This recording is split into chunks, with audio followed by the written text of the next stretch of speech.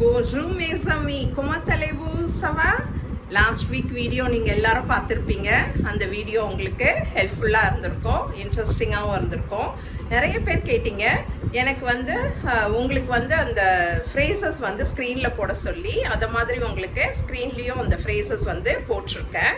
இன்னொன்று முக்கியமான திங் பார்த்தீங்கன்னா, நான் ஒரு எக்ஸாம்பிள் சொல்லி கொடுத்துட்டு நீங்கள் ஒரு எக்ஸாம்பிள் செய்கிற மாதிரியும் கொடுத்துருக்குறேன். அது ரொம்ப உங்களுக்கு யூஸ்ஃபுல்லாக இருந்திருக்கும். அந்த பேசிஸில் இன்னைக்கு வேற ஒரு நியூ வீடியோ இன்னைக்கு வீடியோவில் பார்த்தீங்கன்னா ஒரு டாபிக் தான் பார்க்க போகிறோம். என்ன டாபிக்னா மா ஃபமின்றது மை ஃபேமிலி அப்படின்றத குறிக்கும். ஃபமின்றது குடும்பம் அப்படின்றத குறிக்கும்.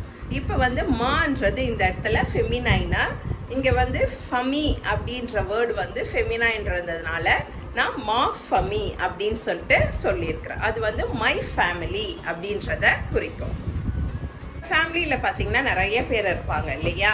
ஹஸ்பண்ட், ஒய்ஃபு, பசங்க, அப்புறம் டாட்டர், சன், அப்புறம் ஆண்ட்டு, அங்கிள், அது மாதிரி நிறைய பேர் இருப்பாங்க.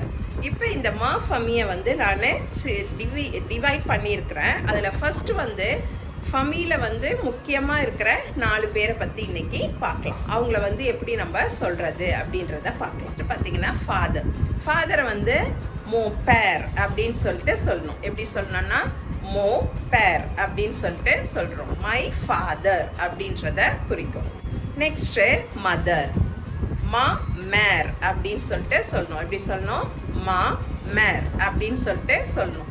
இந்த மா அப்படின்றது எதை குறிக்கும் அப்படின்னா, மோன்றது மேஸ்குலைனையும் மான்றது ஃபெமினைனையும் குறிக்கும். அதனால தான் நான் ஃபாதர் சொல்லும் போது மோ பேர் அப்படின்னு சொன்னேன். மதர் சொல்லும் போது மா மேர் அப்படின்னு சொன்னேன். நெக்ஸ்ட் பார்த்தீங்கன்னா மா சார். சார்ன்றது சிஸ்டர்ன்றத குறிக்கும். இது ஃபெமினைன் இல்லையா? அதனால மா சார் அப்படின்னு சொல்றது. மை சிஸ்டர் அப்படின்னு சொல்லணும். நெக்ஸ்ட் வேர்ட் பார்க்கலாமா? Next word my brother. My பிரதர்ன்றது மோ ஃப்ரேர் அப்படின்றத குறிக்கும். மோ ஃப்ரேர் அப்படின்ட்டு சொல்வோம். மை பிரதர் அப்படின்ட்டு சொல்வோம். இப்போ உங்களுக்கு 3 வேர்ட்ஸ் சொல்லி கொடுத்துருக்குறேன். இதில் நான் எங்கெங்கெல்லாம் மா யூஸ் பண்ணுறேன், எங்கெங்கெல்லாம் மோ யூஸ் பண்ணுறேன் அப்படின்றது தெரியும். நெக்ஸ்ட்டு மை ஹஸ்பண்ட் அப்படின்றத எப்படி சொல்கிறதுனா மோ மரி அப்படின்னு சொல்லணும். மோ மரி அப்படின்னு சொல்லணும். மை ஹஸ்பண்ட் அப்படின்றத குறிக்கும். தென் மா ஃபார்ம்.